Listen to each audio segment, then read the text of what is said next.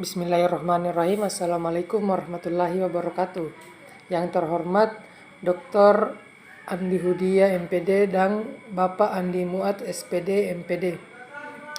Perkenalkan, nama saya Rahmat dengan NIM 2002085000016.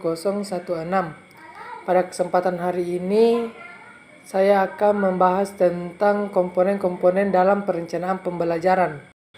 Pembahasan yang pertama yaitu adalah perencanaan pembelajaran. Perencanaan pembelajaran merupakan suatu pendekatan yang sistematis yang mencakup analisis kebutuhan pembelajaran, perumusan tujuan pembelajaran, mengembangkan strategi pembelajaran, mengembangkan bahan ajar, serta pengembangan alat evaluasinya dalam upaya mencapai tujuan pembelajaran yang diharapkan. Selanjutnya yaitu perencanaan itu mengandung beberapa komponen, dan komponen itu sebagai jawaban atas pertanyaan yang berdasarkan sebagai berikut. Yang pertama yaitu kemampuan apa yang harus dipelajari oleh peserta didik. Yang kedua yaitu proses dan sumber mana yang dapat digunakan untuk mencapai kemampuan tersebut. Yang ketiga yaitu bagaimana caranya kita mengetahui bahwa kemampuan yang diinginkan telah terbentuk. Jawaban atas 3 pertanyaan itu dapat diidentifikasi 4 komponen esensial dalam perencanaan pembelajaran, yaitu tujuan, materi, metode atau strategi, dan penilaian. Yang pertama yaitu prinsip atau asumsi dasar. Perencanaan yang baik mungkin hasil yang optimal.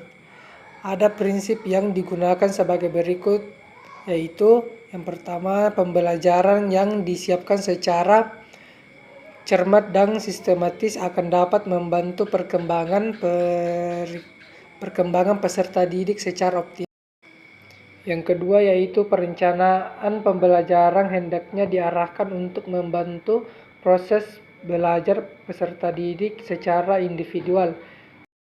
Yang ketiga yaitu perencanaan pembelajaran hendaknya dikembangkan dengan pendekatan sistem. 2. Komponen-komponen perencanaan pembelajaran. Komponen perencanaan pembelajaran yang mengikuti pendekatan sistem ialah komponen itu saling berinteraksi dan terkait, sehingga komponen satu dan lainnya saling mengaruhi. Setiap komponen dapat dikembangkan menjadi subkomponen, sehingga perencanaan pembelajaran sering bervariasi. Misalnya, tujuan dibagi menjadi tujuan khusus dan tujuan umum. Komponen materi dibagi menjadi pokok bahasa, subbab bahasa, dan alat bantu pengajaran. Untuk mengembangkan komponen diuraikan secara singkat sebagai berikut. Itu yang pertama, tujuan. Dalam langkah ini analisis kebutuhan siswa sangat menentukan untuk mampu dan tidaknya siswa mencapai tujuan yang terancang. Hal ini sangat tergantung dari kemampuan awal serta kondisi hambatan mental.